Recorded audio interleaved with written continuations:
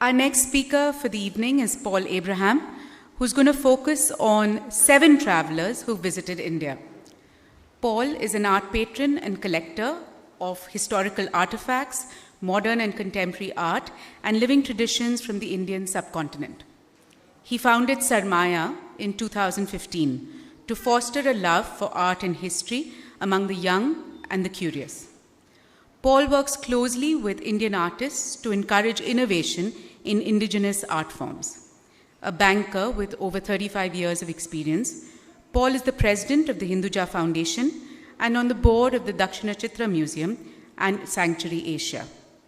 Please join me in giving a very warm welcome to Paul. Thanks, Avehi. And that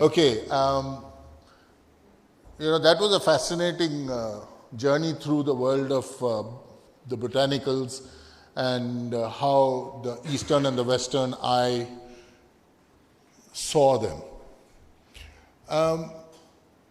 Some of the people I'll be talking about are some of those who came and literally created that Western eye. But there are others who visited this magnificent land over the years. And I'll take this in 2 or 3 parts. The first one is about my personal story a little bit, because it's very linked to that wanderlust and sense of travel and adventure, which some ancestor many years ago indulged in. And then we'll talk about, the situation in India as it was presented in the period that we are going to cover, which is pretty much the 16th to the 19th century.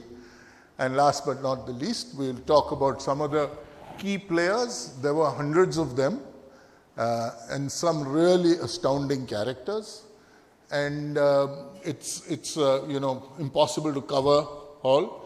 In fact, even the few that I'm going to cover, I'm going to just try and peripherally cover them as much as possible in the given time. But I always, urge you, because each of their stories is nothing but spectacular. I want to start with this particular map. It's what they call an itinerarium. It's a Roman term, and of course we use it very often now when we talk about an itinerary. Basically, itinerarium is a map showing the roads and the way you travel to places. And that's what it is. When you ask what is your itinerary, you're asking for your plan, right? So this is a map which is fascinating. It's one of the oldest recorded maps in the world. It's called simply the Peutingertable. That's easier to say because tabula Peutingeriana is a mouthful. But this map was first commissioned by a gentleman called Agrippa, who was the son-in-law and a general in the Roman army, son-in-law of Augustus Caesar. And Agrippa took a shot at trying to detail out the known Roman world of the very first century. And this was updated regularly till about the 4th century, and then pretty much frozen in its format. And a version of this 4th century format was done by a French monk called Colmar in the 13th century. And we don't know where it was discovered, because it was found by a guy called Conrad Celtes, who was famous for stealing works of art. And he was the chief poet in the court of the Holy Roman Emperor Maximilian I. And he and a friend whose name is Peutinger, who was the chief archaeologist at the court of Maximilian, they used to try and collect as much of the Roman memorabilia as possible, because they thought that being in possession of Roman memorabilia would, enable them to go with the title of the Holy Roman Emperor with some sense of credibility. Because his father, Frederick III, they were the Habsburgs, had the blessing of the Pope. The Pope was to come and actually give them the blessing to be titled the Holy Roman Emperor. Maximilian did not have that because the Venetians prevented him from going to Rome to be formally blessed. So they used to steal these things from different libraries and try and show ownership and therefore the consequent authority to be called the Holy Roman Emperor. Now, what is interesting about this map is, it's the original is in Vienna in the Bibliothek. If you ever get to Vienna, please do go and see it. Of course, I requested them and they gave me a high-res canvas reproduction. It's a 22-foot by 1-foot document. And one of the panels is available there. And why it's relevant for our discussion today is, in the 1st century, they had what they called the most important emporio of the East, the most important trading place of the East, and that was Muziris. And that's where the map ends. So if you see this part, that's Muziris. And Muziris is in a place today which is 40 kilometers north of Kochi, and it's called Kranganur, Kodunallur in Malayalam. And this was the spot where, obviously, if they were mapping this place as some place they went to for trade in the very 1st century, that means there are people coming here long before that.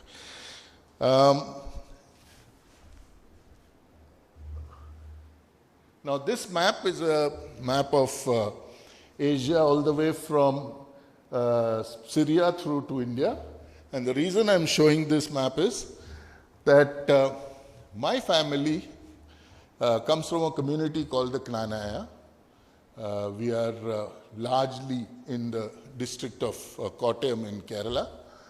And the Knanaya community is supposed to have come under the leadership of a gentleman named Knai Tomma, Thomas of Cana, not to be mistaken with St. Thomas, who came in 52 AD to evangelize in India.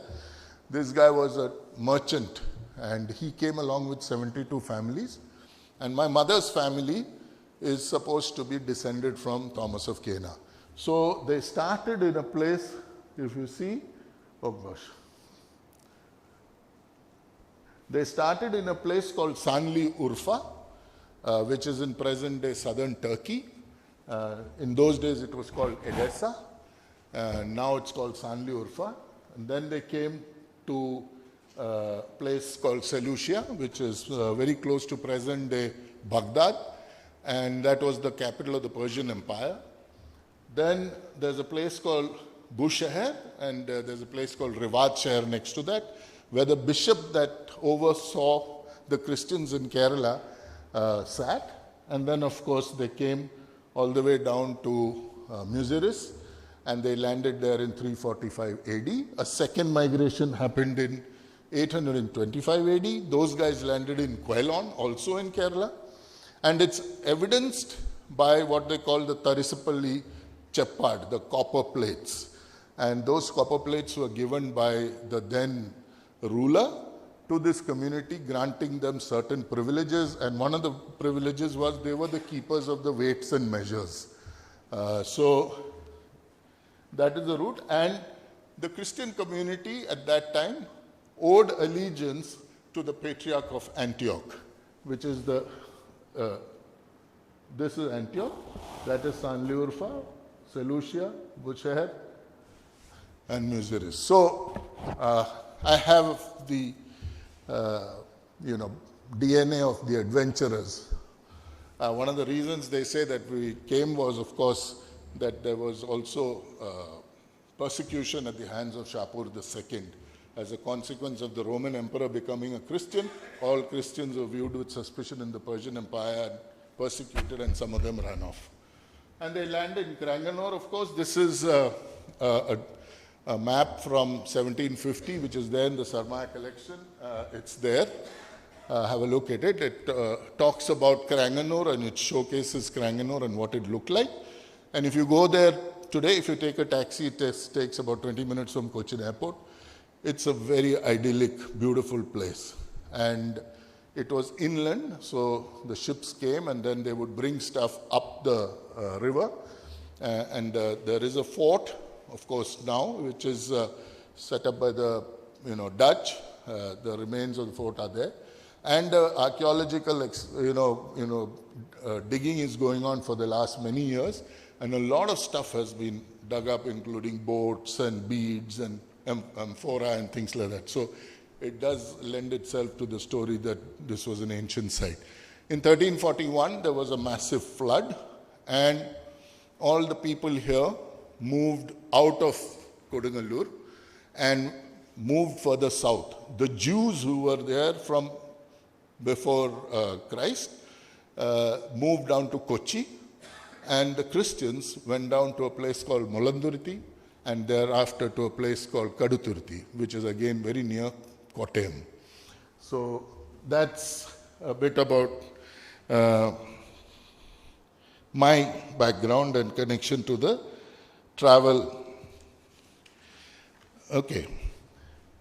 Now this is a map which is from a cartographic house called Homan Ayres, and there was a really great cartographer called Johann Baptist Homan, and he was German. And when he died, the business moved to his son, who died rather early also. And then two managers in the firm were given charge of the cartographic firm, and they named the place Homan Ayres. And this was made by that firm at that point. And what is unique about this map is it showcases the coast. And at the time the map was made, of course, the coast of India was what was relevant because of all the points of dropping for trade.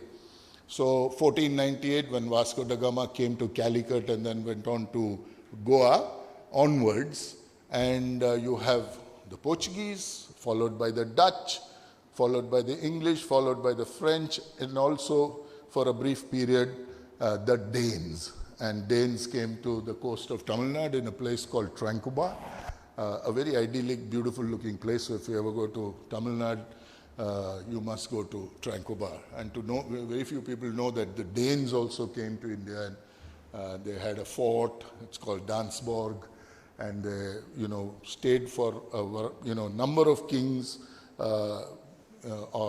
Coins of a number of kings are issued out of Tranquebar, so obviously they were around for a significant period of time. But what was important was that this was a phase which followed an earlier phase of great travelers. And it's worthwhile to just quickly mention a couple.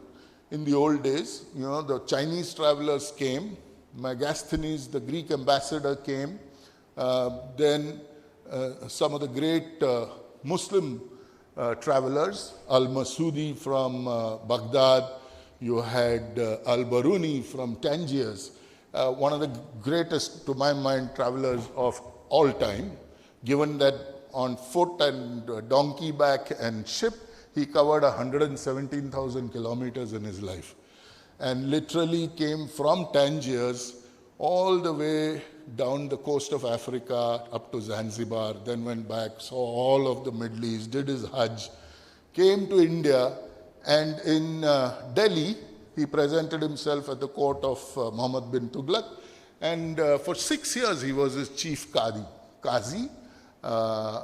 In those days it was QADI, but yeah, he knew, for someone who had visited the known Muslim world of its time, he was one of the guys who was supposed to know the Sharia and Islamic law, and therefore he became the Chief Justice in the court based out of Delhi. So if you go to Delhi, the part which is in South Delhi, Sarvodaya Enclave, Sarvapriya Vihar, Panchsheel, that area was the Hall of 1,000 Pillars and things like that. That's where he operated out of. So there were these great travelers, but we are limiting ourselves to this particular window of about 300 years. And at that time, most visits, there are the odd exceptions, most visits came via the coast, which in India is about 7,000 kilometers, so it's a fair coastal line.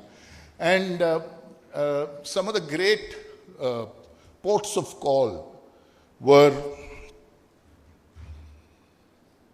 Surat, and Surat and Baragiza, as they call Bharuch, find mention in documents as old as the 1st century. So obviously they were very ancient ports, and you can see a sense of the hustle and bustle. Of course, Goa, which was much later, because Goa was made famous literally by the Portuguese.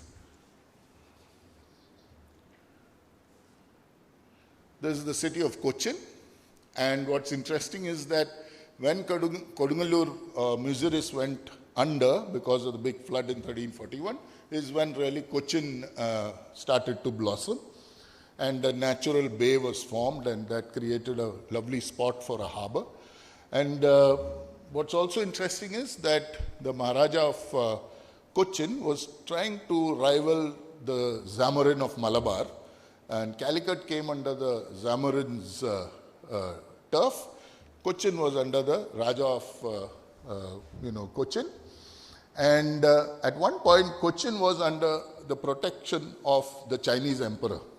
So that's very interesting, because a lot of the Chinese used to come in and trade in Cochin, and it was till the Portuguese came in and then the Dutch displaced them. It was an important port of call for the Chinese when they came to trade, including the fleet of Emperor, what is his name? Zheng He, the famous admiral of the Chinese Navy. This is, of course, Madras, or what we call Chinnapatnam. This was bought by the British from the Nayakas, who were governors of the Vijayanagara Empire. They got permission to set up a trading center there, but they acquired the land from a Portuguese gentleman by the name of Madre or Madeiros, and then it became Madras Patnam. So that's the origin of the term. Then a little further up along the coast was Masulipattnam or Machilipatnam, and Masulipattnam was famous for its textiles. In fact, the Dutch set up shop there, and actually the government, the VOC, actually said that let's spend more money and expand, because the profits out of the textiles that we get out of Masulipattnam are incredible. So these were the main ports of call.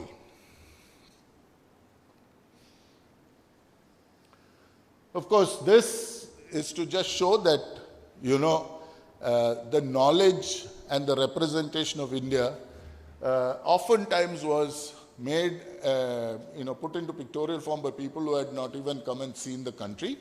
But there was knowledge of what you might see there, what were some of the important landmarks, and this was a map which shows pretty much all the countries geographically of the subcontinent, and more importantly shows the rivers and their origin in the Himalayas. Okay, now to come to people. Pavitra did mention about this gentleman and the fact that for the longest time his book was the absolute authority all over Europe for Oriental medicines. The man was Garcia de Orta. He was born in Portugal and studied.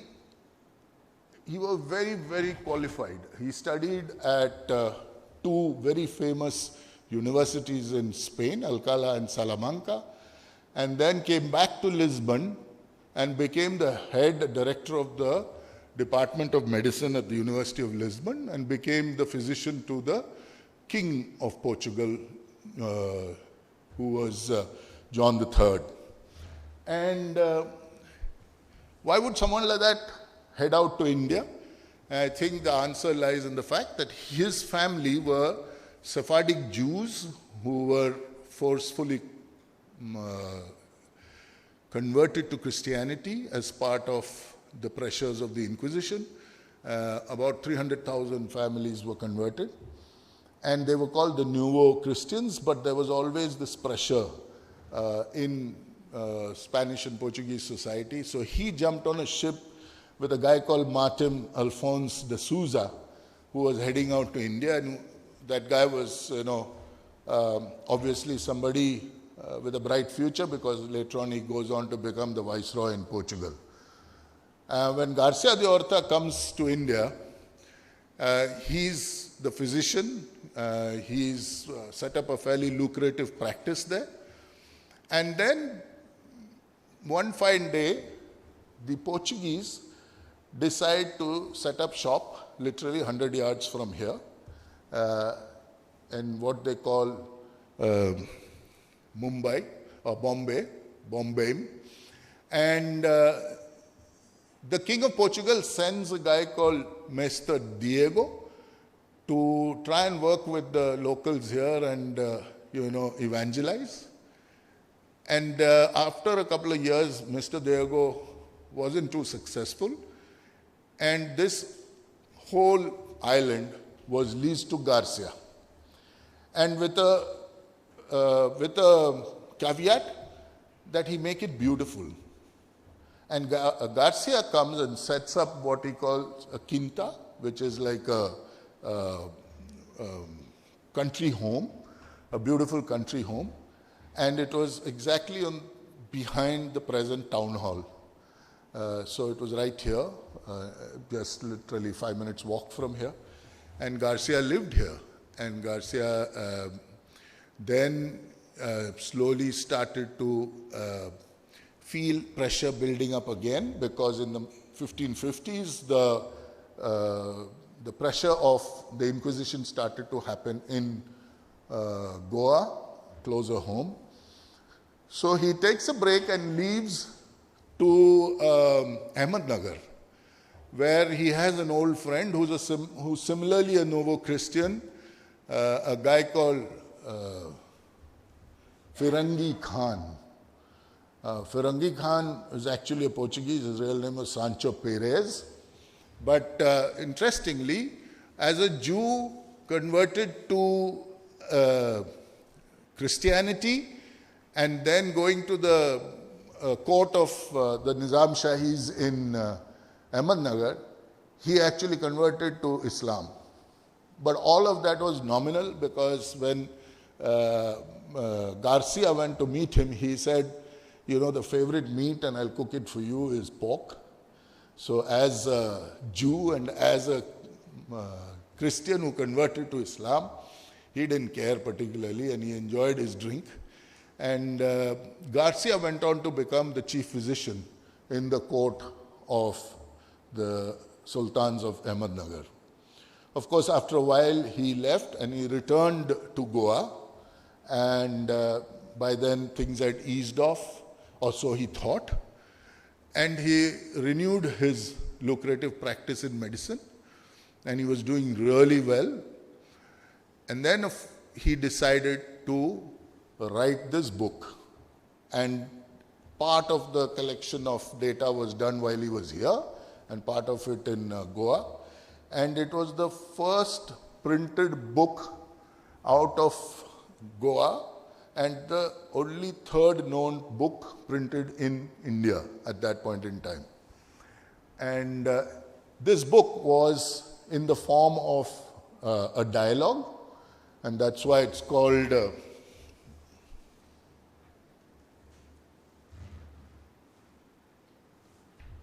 colloquies, which Pavitra talked about.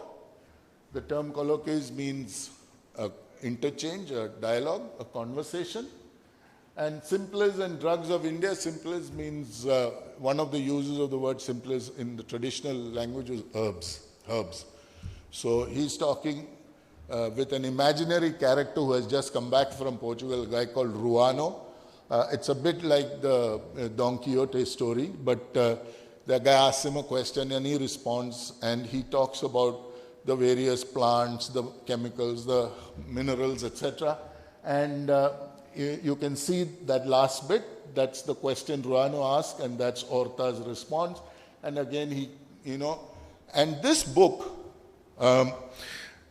like I said earlier, was the Bible in all of Europe. So it was translated into many, many languages, and it was literally the most popular book on tropical medicine. And in every university of Europe, this was part of the library. Okay. Garcia, of course, finished this book. He published another one called The Aromatum. And then, of course, 1568, he passed away in Goa. And he had brought down his family. The year that he passed away, the authorities discovered that his sister was practicing a practicing Jew on the slide, and she was caught and burnt at the stake in Goa. And in 1580, of many years after Orta, there was an investigation which concluded that Orta was also a closet Jew. So there is a term, and it's called Orta de Fe, which is the practice of exhuming the body as for somebody who's been, who's what's the term for that? Somebody who's seen to be, in the Inquisition, who has failed the test. And they pull out the body, the remains, and they create an effigy, and they burn the effigy as a proxy for having done what they did to his sister. So Orta had a rather, sad end, of course, pulled out of his grave and his effigy burned. But it's interesting that he lived right here, literally 150 yards from where we are today.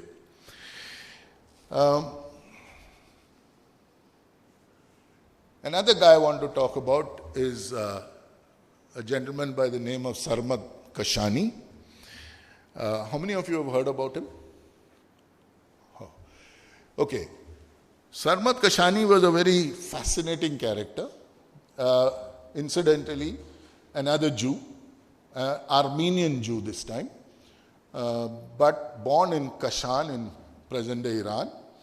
And there was a huge community of Armenian merchants there, and his father was also a merchant, and he was born there. And when he grew up, he started accompanying the merchant groups going out to different cities to bring in stuff which would be exported into Armenia. And he landed up in Thatta in Sindh, in present-day Pakistan, and found that that was a great city for interfaith dialogue, Sufi, practices. There were a lot of saints there. There was a lot of music, and religious gatherings where music was core to the gathering. And he was very fascinated, loved the place, and one day he heard this fabulous singer, a guy called Abhay Chand, who was based in Thatta, Hindu, and fell in love. And he said to his parents, met Abhay's parents and said that, I really, want your son to be my partner. And they were horrified. And legend has it that he took off all his clothes and sat at the doorstep in the nude saying, I have nothing, and my love is in its purest form for Abhay. And finally the parents consented, and Abhay and he cohabited for the rest of their lives. So they left Thatta, went to Lahore, spent a couple of years in Lahore, and Sarmad would always be in the nude. So he was a nude fakir, accompanied by his partner, Abhay Chand, and the two of them traveled from Lahore to Hyderabad, where he literally blossomed as a Sufi, saint, a leader, a holy man, what have you. But what was interesting was that there was a writer there. For the longest time it was believed to be anonymous, but it wasn't. There was a gentleman called Mir Ardastani who actually was collecting what then became one of the seminal works of its time, and that was called the Dabistan-e-Mazhabi. And basically that was a compilation of all the South Asian religions and what they stood for, what were their practices, etc. And Abhay Chand had learned Persian from Sarmad and also the way of the Jewish world. And he actually contributed to the Jewish section in this a book. And of course, while they were in Hyderabad, Sarmad wrote more than 300 rubais or quatrains. And in early 1656, decided to move to Delhi. So he came to Delhi and met Dara Shikoh, who was, of course, in those days, considered by Aurangzeb as the apostate who was, open to all religions and, was happy to have debates within his palace, and that was Dara Shikoh's palace, which was adjacent to the Red Fort, which later on became the residence of the British resident. It exists even today. This was a beautiful Chota Sa palace with a library, and Sarmad and all the other religious people used to meet here regularly. And of course, the conservative Qazis and Mullahs and Maulvis didn't like what Sarmad was up to and representing. And once Dara Shikoh was in the succession fight defeated by Aurangzeb and executed, they got after Sarmad. And there was again Mullah Abdul Qazi, who was the Chief Justice in Aurangzeb's court. He was asked to do a full investigation. And of course, the die was already cast. And he held Sarmad guilty on a variety of things. And it's interesting because he said that the charges were dubious morality, nakedness, use of bhang, homosexuality, and drinking Manucci's wine. Obviously, Manucci's wine was either really bad or in short supply and had to be stolen to be drunk off. So these were some of the charges. And of course, Sarmad was asked to be sorry and adopt the Sunni way, which he denied, and he was beheaded.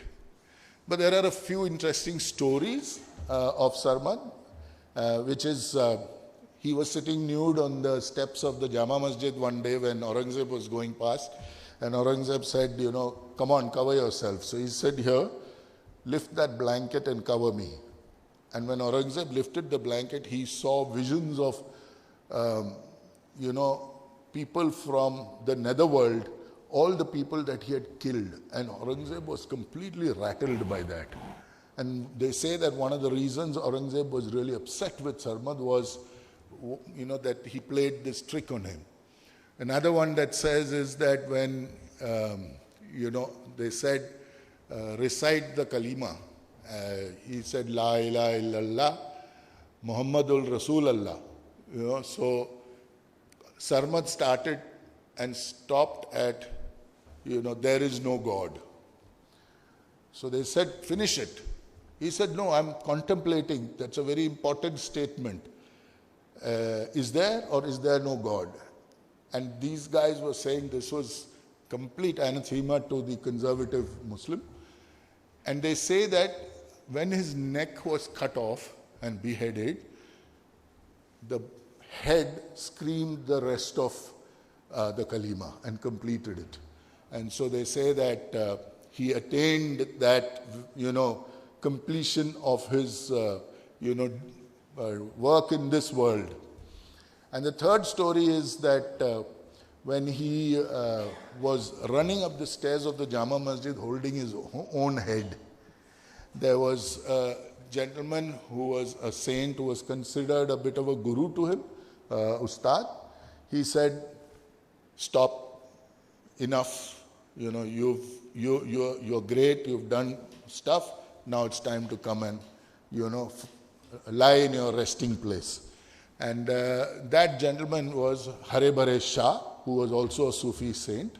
And if you see, this is the mausoleum of both Hare Bhare Shah and Sarmad in Delhi, just next to the Jama Masjid. So Sarmad's mausoleum is painted in red always because of the blood that he offered up in his death.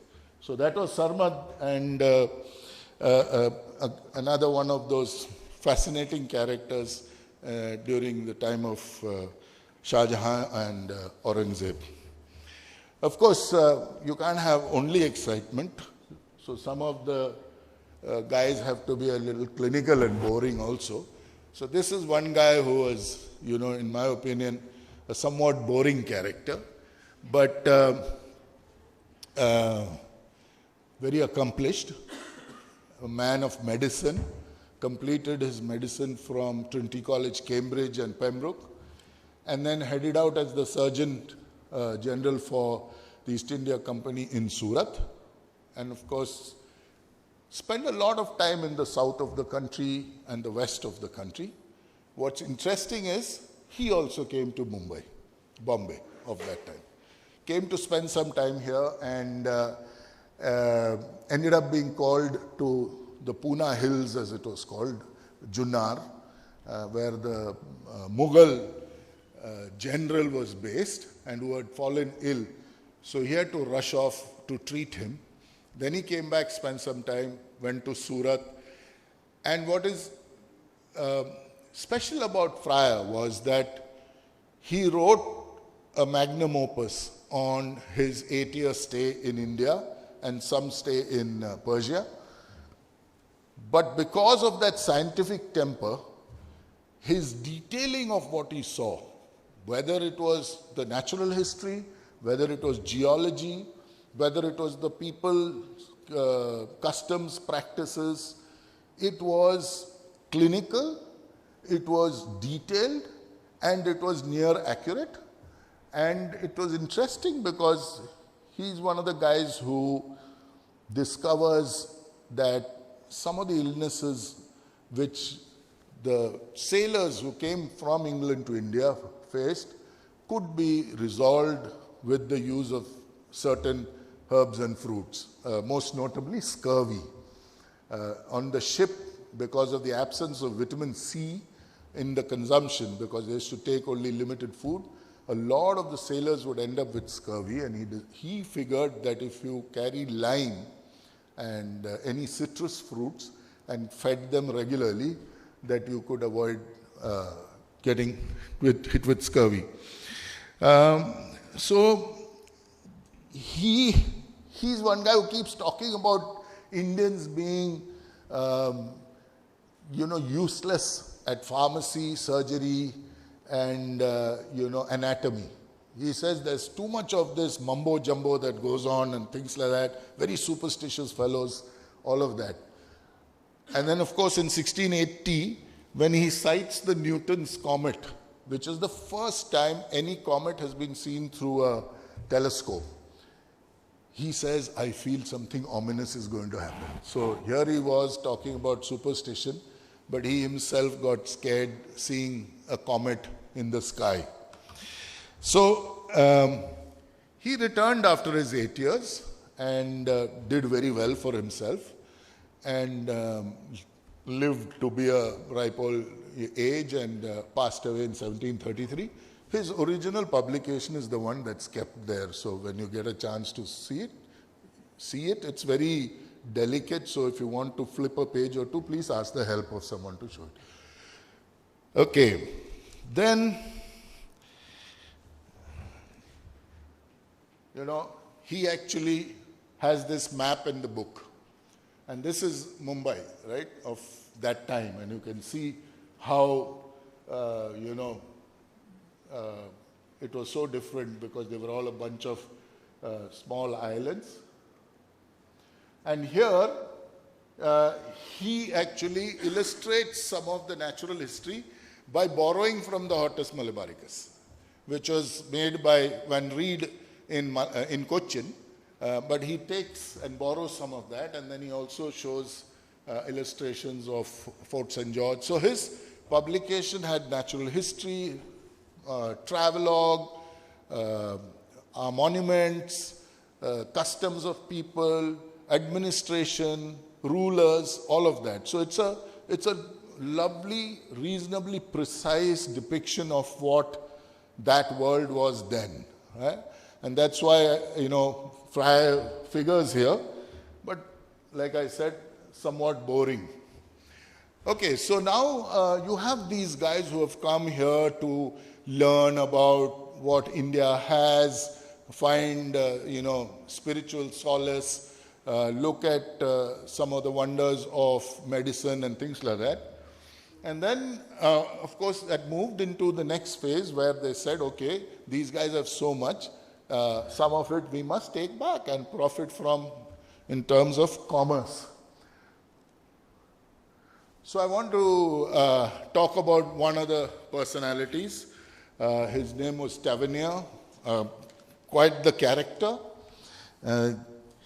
He made 6 trips, a Frenchman. His parents were again Huguenots, they were Protestants. So the French court also became aggressive against non-Catholics at one point in time. So their family left to Antwerp and then came back to Paris. And his father was an engraver and map maker, and that kind of piqued Tavernier's interest in travel.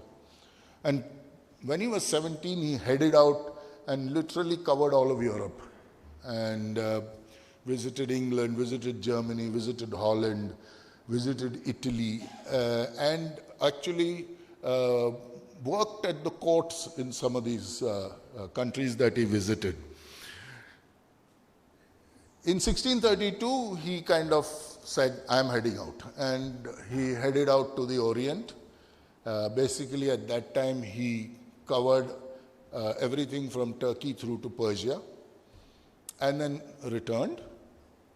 Then he came back for a second trip in 1640, which, he mentions his arrival in Surat, but there's not much detail. In 1645, when he comes for the third time, is when he talks about how he, comes to Surat, how he goes to Golconda, because he's heard about the Indian mines. And at that time in the known world, there was only one source for diamonds, and that was India.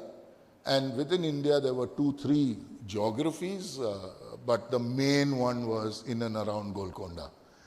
And he started to visit Golconda, and actually in his book captures thematically.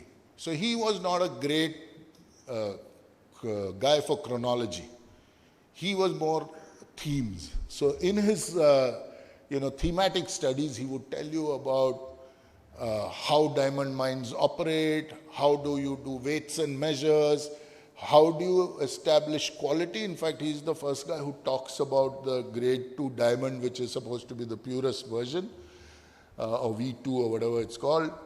And he talks about forgeries, he talks about currency exchange and things like that. He's very businesslike. He's talking about all of the stuff that he can take back, and through his 6 visits to the Orient, he is supposed to have taken back thousands of diamonds.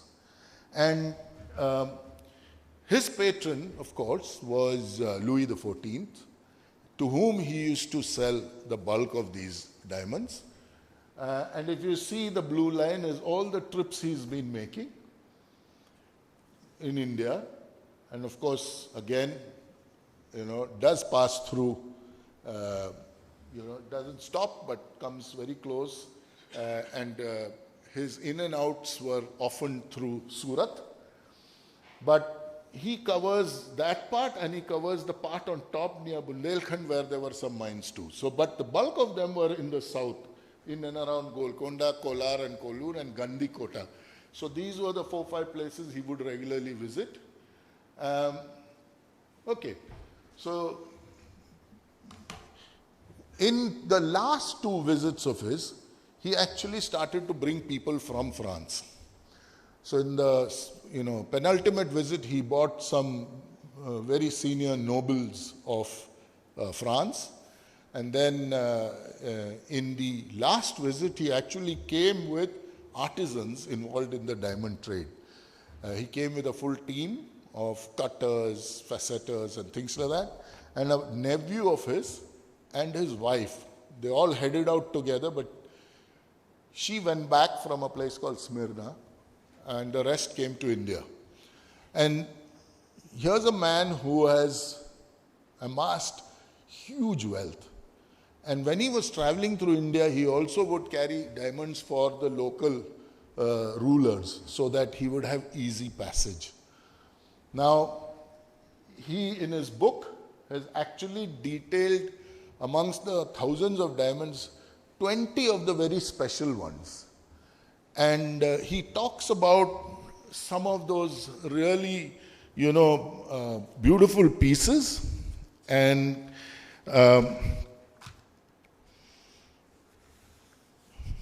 there's one he talks about which I want to talk to specifically, and I have to find the name. Yeah. So there was a flawed diamond which was weighing 787 carats, which he saw in the court of Shah Jahan. And there are people who say that maybe that eventually was cut down and cleaned up and all, but it was a flawed diamond, so it can't be. But there's debate about it might have been the Kohinoor. But it's too much of a difference. Then when he came back another time, he met Shaista Khan in Surat, who told him, you must go to the Mughal emperor because he's wanting to meet you. And of course, he went to the court of Aurangzeb and sold Aurangzeb a ton of diamonds.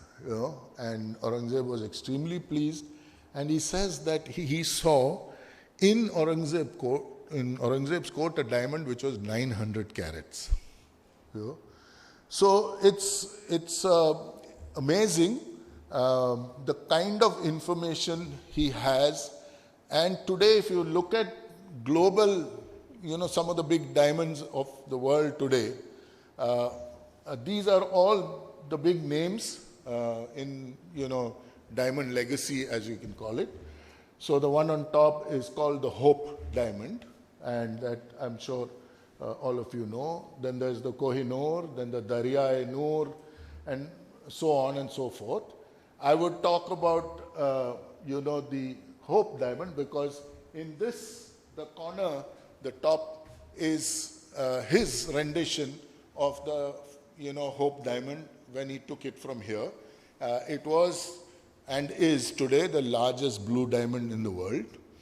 And what happened was that he took it from India, gave it to Louis XIV, who cut it down from, they say, about 122 carats to about 69 carats. And then Louis XIV's successors, Louis XVI, and a couple of other people it passed on to, and all of them started to have tragedies. And the Hope diamond became a synonym for bad news, you know. And then, of course, it was looted during the revolution, and it turned up in 1839 in the hands of a banker called Hope. And that's how the name Hope diamond. And of course, Hope sold it to Pierre Cartier. Cartier in turn sold it to Harry Winston, who was another jeweler of repute. And Harry got so fed up one day, he just put it in a US mail packet and mailed it to the Smithsonian and said, you guys keep it, do what you want. And so today, the Hope diamond sits in the Smithsonian in the United States as one of their star exhibits, okay? So, you know, he was one of those incredible characters who came to India, came with specific purpose, made it happen without too much problem, always was successful in his trips. He would take diamonds actually to put them in, make them into jewelry and bring it back to India. So he did all of that. And then he amassed a huge amount of wealth. And then finally, when he wanted to retire, he bought himself, it was not a duchy, but a smaller provincial area called Aubonne. And he became the Baron of Aubonne. And of course, as with some of these stories, the French court went back into conservatism. And at that point, all the Protestants were again hounded. And Tavernier was no exception. He decides to leave, and he says, I'm going to India for one last time, but this time I want to go via Moscow and meet the Tsar and the Tsarina. And of course, when he gets to Moscow, he passes away. So that was the end of Tavernier, a man who specialized in diamonds, but specialized in something so unique that India had to offer, made tons of money, and came back repeatedly, figured the system, and is today credited with some of the greatest diamonds that exist in the world. Of course, as they pass through different hands, they get faceted and worked on, and their caratage drops. But yes, he is, you know, going from 900 carats through to 40, 50 carats. Some of these are, you know, the Dresden green is about 40 carats. The Sancy is about 60 carats, the one on the right, and so on. The Regent is again a very beautiful diamond, the one in the middle in the second row. So that's Tavernier for you. Then, of course, to my mind, one of the most fascinating characters who came. So we talked about a Portuguese, I've talked about an Armenian, I've talked about a Frenchman, and we're now going to talk about an Italian. And Nicola Manucci was, a Venetian based in Venice, and he was one of those guys with a tremendous sense of wanderlust.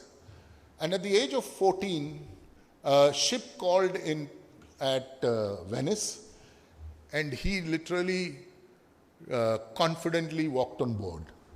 And the guys looked at this 14-year-old kid and didn't suspect. They thought he was the son of one of the people who had a family ticket.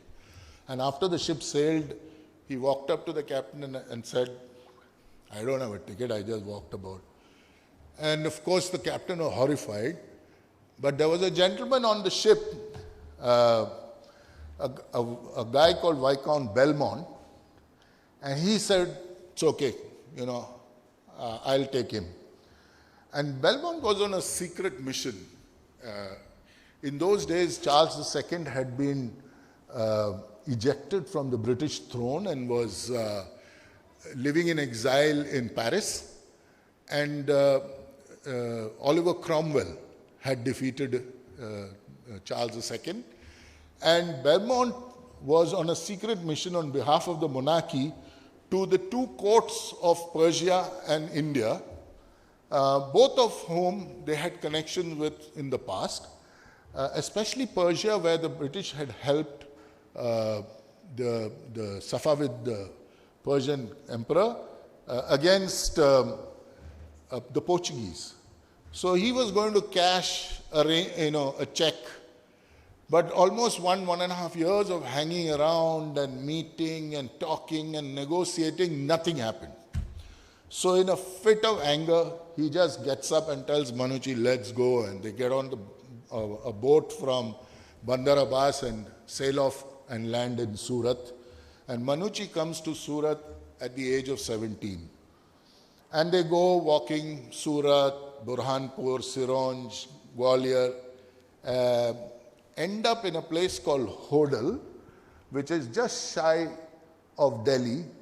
And they were camping there, and the boss had a screeching pace. He screamed, held his chest, held his stomach, and died.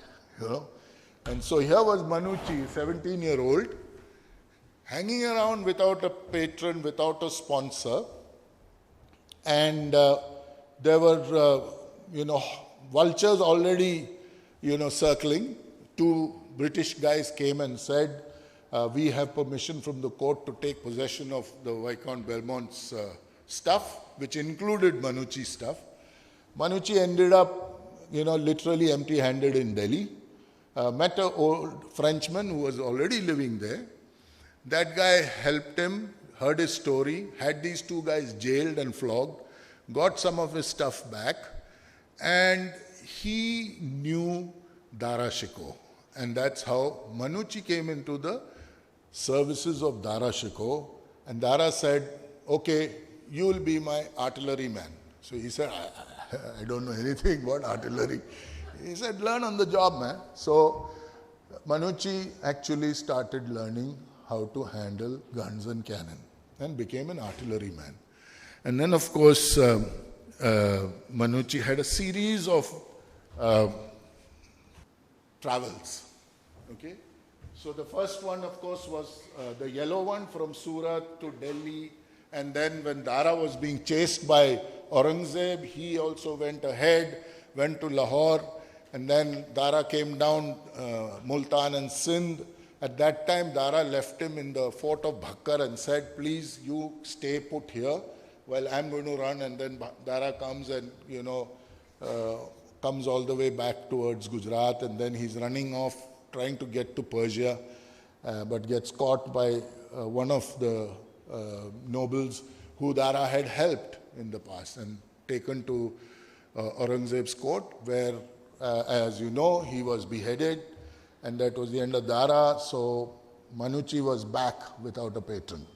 So he comes back to Delhi, then decides that he's going to go and explore the east, so heads off to Bengal and Bihar, comes back, and then of course he's wondering what to do when he's assigned to Raja Jai Singh, the Maharaja of Jaipur, who is one of the most illustrious generals of the Mughal court. And they are sent down to the Deccan to deal with one, troublesome guy called Shivaji. And of course, these guys come and they actually do pretty good. And they take 23 of Shivaji's forts, they put pressure, they negotiate, and Shivaji actually consents and becomes, part of the feudatory rulers who acknowledges the supremacy of the Mughals, and this was in the early phases. And Jai Singh was credited with that, and then after that Jai Singh takes Manucci and goes off to Ajmer and other battles in the Rajputana belt. And then, of course, Manucci has this constant desire to be amongst Europeans. So he says, all these guys are just impossible, they are, too difficult to live with and all, and I want to go. And he heads off to Goa. And of course in Goa, he's harassed beyond belief by the Portuguese. So he couldn't believe that here he is back with the Christians and the whites he most wanted to be with, but they've been the most difficult customers, and he heads back, to Lahore. So he goes all the way back to Lahore, and in Lahore he has a big stint at being a medicine man. And here's a guy who has no clue about anything. And of course, being white amongst the Musalman population of Lahore meant that isko sab kuch pata hoga, So he sends a ring back to his people in Vienna and says, can you please sell this damn thing and send me a few medical texts so that I can read and, try my hand at it. But Manucci, through conversations with hakims, fakirs, doctors, some priests who were also trying their hand at medicine, became somewhat adept at most of the conditions that the average Indian was afflicted with. And almost 50 years that he was in India thereafter, he practiced medicine irrespective of the other jobs that he held. And of course, the good thing with Manucci was he was a linguist. He knew Persian, he knew Italian, he would know a little bit of Portuguese. He knew the language, he couldn't write because he had no education, right? But he had traveled the world and he had learned to survive. So he used to be a great raconteur. He was seen as a medicine man, seen as a military man. And then he made so much money in Lahore, he decided to go back to Goa and try again once more to, kind of make his way with the Gora. And somebody there convinced him to put all his savings into a venture to take stuff and trade in Europe. And that guy took the money and just disappeared. And Manucci was broke and back to square one. And so Manucci then heads off to the Deccan, back to Delhi and Agra. And there Shah Alam, that is Aurangzeb's son, whose wife knew about Manucci, and she was very keen that Manucci come into the service of Shah Alam. And after much persuasion, he does. And he becomes the personal physician of Shah Alam. At that time, Shah Alam is still a prince. And he heads off to the Deccan. And after the, various battles in the Deccan with Shah Alam, then he wants to run off again. He's tired. And then he runs off. And to cut a long story short, he finds himself in Madras and marries a widow, decides to settle down. But again, Manucci is, in all of these stints, always accessed for mediating and helping negotiate solutions. So when Aurangzeb was so angry with Sambhaji, he decides to approach from the south. So he says, I'm going to first subdue Goa and then attack from the Konkan region. And of course, the Goans were terrified, so they called upon Manucci. So Manucci mediated and had, the army avoid Goa. Then when he was in Madras, there were many occasions where there was a guy called Daud Khan who was the Mughal general based in Arcot. He would constantly keep harassing the Brits and he would mediate. Then the French and the British had issues, he would mediate. So he was always the mediator. And then he bought himself a home in Santhome and there are other stories written by different people who passed through Tamil Nadu at that time, who talk of his home being a palatial place with a lovely garden and things like that. And he starts to write his magnum opus, the book that eventually gets to be called the Storia de Mogor. And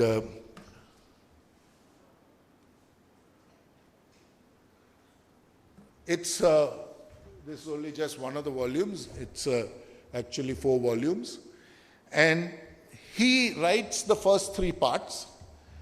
And there is a very dear friend of his, who's the Viceroy, the French Viceroy at Pondicherry.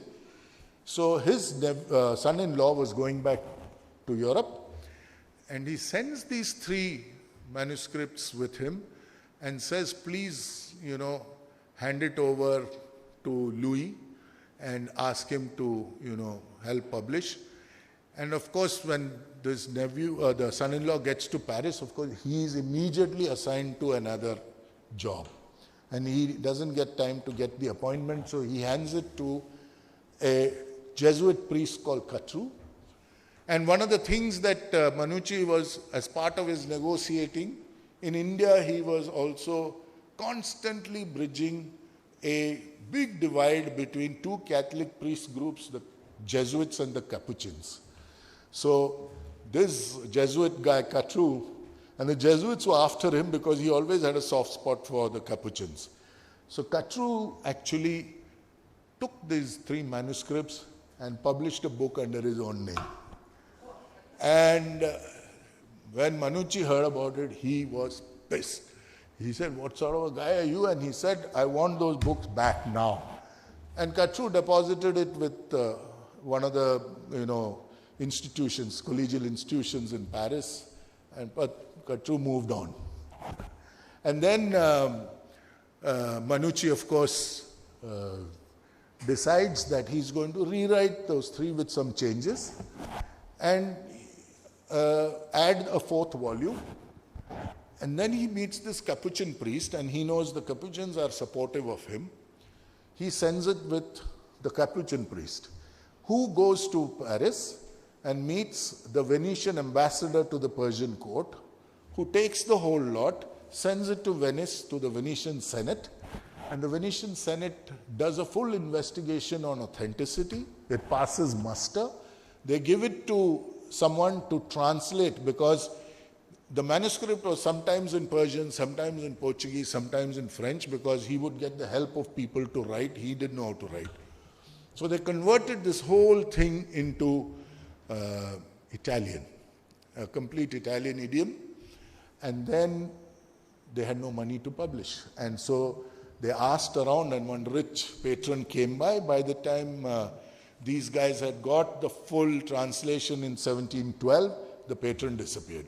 So these things lay unpublished till they were discovered in the early 20th century. And then William Irvine translated, and it was published as the Storia de Mogor. What is interesting was that in these publications, in the first lot that he had sent, which Katru published, he had sent it along with 64 miniatures that he had made when he was in the Deccan, in the very Deccanese style.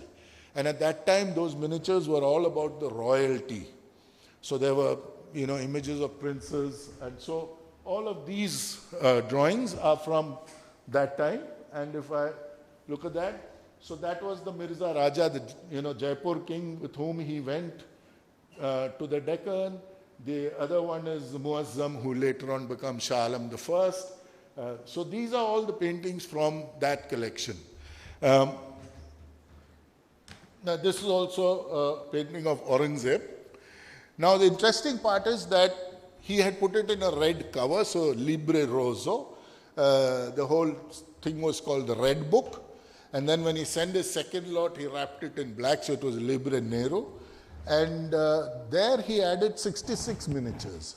But in the Madras style, he got local painters of Madras to do, and most of that was about the Hindu gods, goddesses, and customs. So you had this whole set of Islamic royalty and those associated with Islamic rule, and then there was this whole thing about.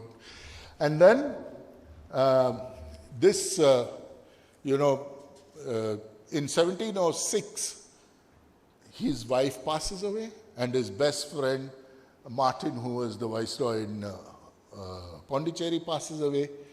And in 1707, Aurangzeb passes away, and to Manucci's mind, that's the end of his world, known world, right? So from 1707 till he, passes away in 1720, there's very scanty information about, but there are records that show that he actually moved from Madras to Pondicherry, buys a house, settles there, and there are church registers where he's shown as being present at marriages as a witness, or present at baptisms as the godfather and things like that. But obviously he wanted, because he does narrate once or twice that he wanted to go back, but he was never able to because of advanced health, and he dies in Pondicherry. And he obviously must have had a fairly serious burial, but his tomb was never discovered. So that's the story of Manucci. 17, he comes to India, stays here, does 100 different things, is a great raconteur, writes this entire time.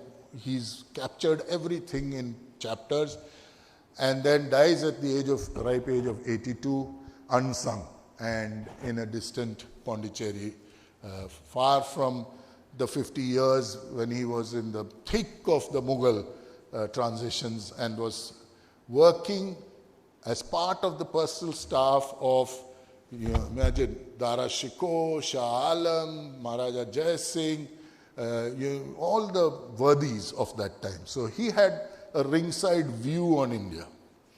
Okay, now I've been told that, and Komal's, terror. So I'm going to just quickly cover the last two, and I'll do a minute each maybe. So this is a map, again from the Sarmaya collection, of what India looked like in 1857. So all the pink parts suddenly came under British control. And, some of the few parts like here, this is the Nizam's territories, this is Mysore, this is Travancore, and this is Rajputana. But the whole northern belt, the coastal belts, the Sirkars as they were called, Madras Presidency, all of that was under British rule. Prior to this period was a period of ferment. And that was because the Mughal Empire was waning after Aurangzeb's passing away in 1707, and there were a lot of people jockeying to occupy that space. And there was a period from, say, 1750 to 1800s where the local rulers also joined the party. And they started to hire mercenaries, especially European mercenaries. And there was one guy, his name was Walter Reinhardt. They say that he came from the Duchy of Luxembourg, but there is a baptismal register which shows him in a place which is in Germany, present-day Germany. So you can call him German, you can call him Luxembourgian or whatever. But the man was, he came down to the south first, and then ended up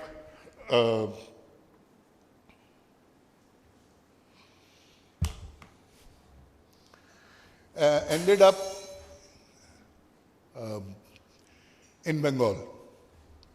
So he was in Chandranagore when Clive came up to reclaim Calcutta, and in 1757 the famous Battle of Plassey happened. So just before Plassey, they wanted to defeat the French decisively. And so they besieged Chandranagore and they overran it.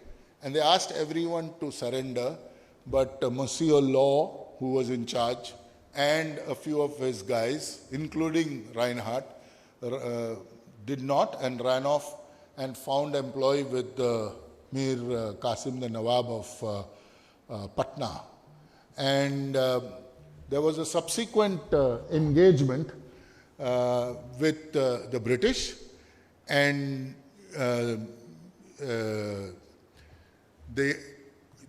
Reinhardt's soldiers actually captured 60 British soldiers, and he slaughtered all 60. And he was nicknamed the Butcher of Patna. He had, for some reason, been a bonnet about the British. He was always up against them. And then, of course, the famous Battle of Buxar in 1764 happened, and he was fighting on the side of the Nawab. The British comprehensively defeated the alliance, and thereafter got the Diwani of Bengal, and they were masters of the eastern part of the country and slowly were creeping in up the Gangetic plain into Awadh. And then they came, Reinhardt ran with 300 of his fellow troopers and found employment in Bharatpur with the Raja of Bharatpur and also with the Raja of Jaipur. And these guys realized that there was a lot of money to be made by being a very well-oiled mercenary force. So he actually put in place multiple battalions of infantry, cavalry, and artillery. And in one of the famous engagements, which was the Battle of Cheria, that was when Reinhardt captured the Englishmen. Then Battle of Buxar happened. And then, of course, he did so well with the Raja of Bharatpur. The Raja of Bharatpur made him commandant of the Agra fort. And while he was at the Agra fort, he actually repaired the famous church which Akbar had built for the Jesuits in 1598. And this was in 1769 that he did this. Then, of course, that same church got extended again in 1835 by another mercenary called Jean-Baptiste Philos, who was working with the Scindias in Gwalior. And then there was a period of flux when the Afghan Ahmad Shah Abdali had come and taken over Delhi, and Shah Alam II was in exile in Allahabad. And he appointed a local governor to look after Delhi. And when that guy died, he appointed his son. And then, of course, Ahmad Shah Abdali died. When Ahmad Shah Abdali died, Shah Alam decided to come back. And Reinhardt was tasked with the role of ejecting this guy. And he does so. He actually besieges a fort called Ghausgar near Meerut of today and retrieves the whole of Delhi for Shah Alam II to return from exile. And for which he was given the Jagir of a place called Sardana, which is today in UP, very near Meerut. And he became a local ruler, and he got the name Somber because he became known as Samaru, Walter Reinhardt Samaru, which was a corruption of the word somber, because his colleagues used to, and there are two stories about it. One, he was slightly dark-skinned, so they say he was, El Sombre, and the other one was that he was very grim all the time, so they used to call him Somber, and the locals eventually turned that to become Samaru. And of course, he marries this very petite, beautiful Tawaif of her time, Farzana, who becomes his wife and is famously known as Begum Samaru. And there are books, and you must read about her, fascinating character. She, when he dies, becomes the ruler of Sardana, and is a very powerful ruler at that, because she helps hold back the Sikhs when they are trying to attack the Mughals in Delhi. So she constantly does that, and she got the title of the, heart of the empire from Shah Alam. So she was, and that's a painting from the Chester Beatty collection of Begum Samaru holding court when some envoys of Akbar II came visiting. So quite an interesting thing. And the previous one was miniatures of all of his patrons. I didn't mention that. So that's Mir Qasim, who he worked for in Patna and Bengal. That is Maharaja Jawahar Singh of Bharatpur. And the last one is, of course, Shah Alam II, who was his patron, of course, and passed away while, running the Jagir of Sardana, and is buried in Agra. If ever you get to Agra, there are many of these guys who are buried there. There's a beautiful old cemetery, and a lot of these guys are there. And the last, and very quickly, is Jan Willem Hessing. Jan Willem Hessing was a Dutchman and came to India, and of course there's a fair story about him, but I'll cut all this stuff out just so that we, in the interest of time. He was with the Nizam but switched allegiance to the Marathas, fought in some of the more important battles of that time when the Marathas were constantly defeating the Nizam. Of course, he was also at one point involved in the inter-Maratha warfare. At one point when the Holkars started to fight with the Scindias, and near Ujjain, he commanded an army which was defeated. Of course, Scindias within a few months, comprehensively defeated the Holkars and regained territory. He was given charge and made the military commander of Agra. So he lived in Agra fort and was the de facto ruler from the Agra fort.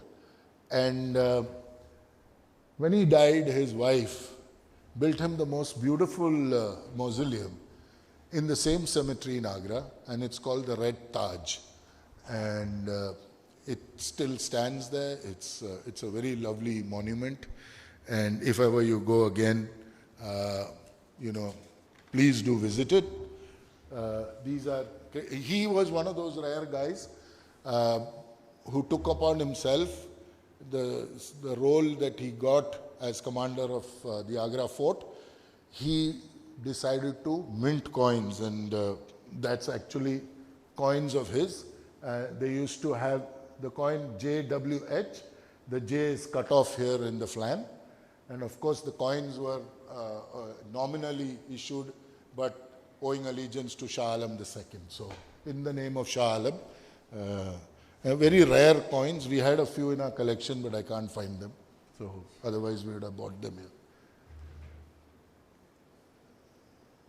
And then, of course, there were so many others. I hope I've piqued your interest enough for you to go and read about some of these guys. I mean, I always love each of their stories is amazing. To think in those days, medieval times, to get on a ship, never knowing where you're going to land, come to a land of complete alien people and cultures and still manage, and sometimes become extremely successful. And so I'll leave you with one interesting story of a guy called Frederick Pahadi Wilson. And he was army deserter from the East, British Army, East India Company. And he ends up in Uttarakhand and Almora, the Raja of Almora. And he says, listen, I've got a very good scheme to make money. Because now that the East India Company is dominant, they're going to need a lot of wood. They'll be constructing a lot of stuff. And so your country, Almora, which is, got these tall deodhars, let's cut them. We'll sail them down the Ganga to the Hooghly and to Calcutta, and we'll make tons of money. The Raja was very taken up by the offer, but he was terrified because he was a renegade from the British forces, right? So if the Raja is seen to support him, he'll be in trouble. So he said, listen, you just go further up, and do what you have to. Send me quietly a little cut, but you live independently. And so Frederick Wilson goes into the hills, lives there, lives out his life there, and that's how he gets the nickname Pahadi. But what he also does is, he assumes the title, or in the place that he was living in, a small village called Harsil, he says, I am the Raja of Harsil. And he actually issued coins from Harsil. So in the Sarmaya collection, we have one coin, which is extremely rare to get. So we have one. So Raja of Harsil. And again, if any of you go to Mussoorie, go to the beautiful cemetery there, and his tomb is in the Mussoorie cemetery, the Raja of Harsil. On that note, thank you very much.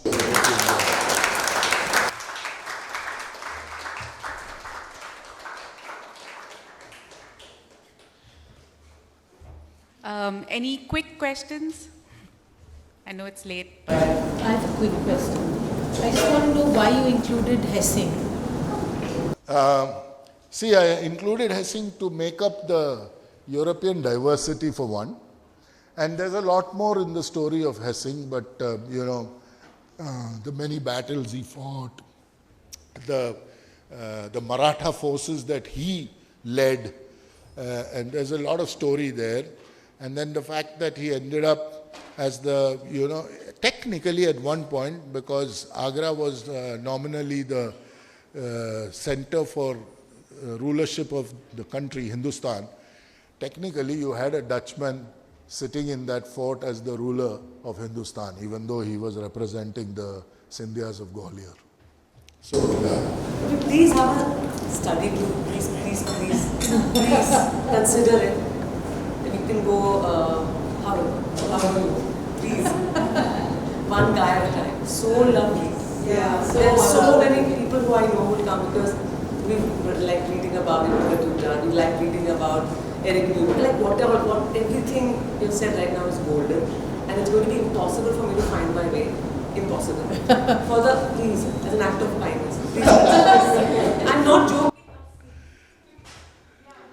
We can definitely do a series because we would like to know about the others. I'm Googling, I'm taking pictures, it's very hectic. that is on top of your YouTube in a couple of days. That's not Yeah, of course, I'm happy to. We can have chat. We can have group discussions. These are fascinating stories.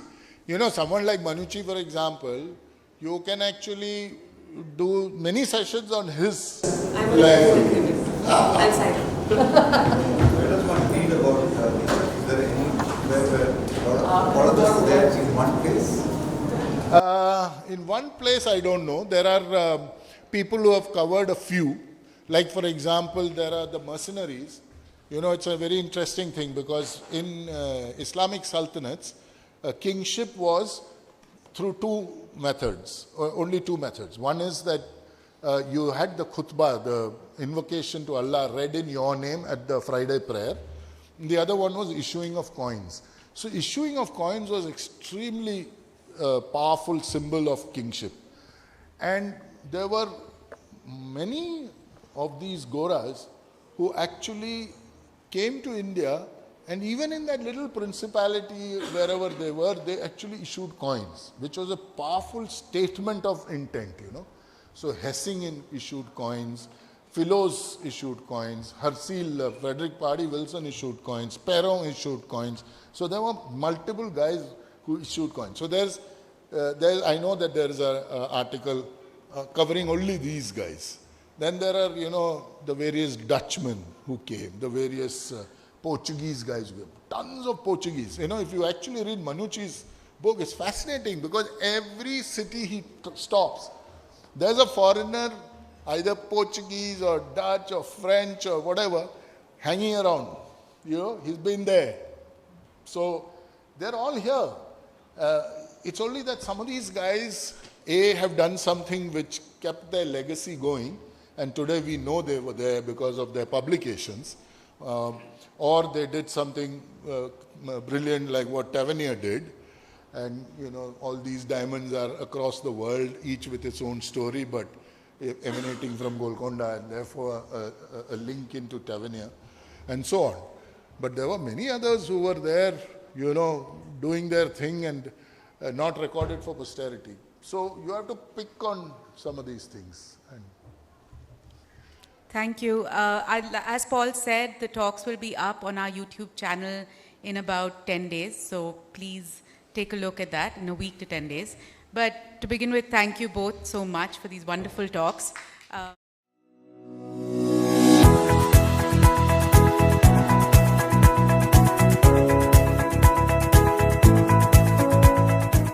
Subscribe to Sarmaya and be a part of the stories and conversations around art, history, and culture.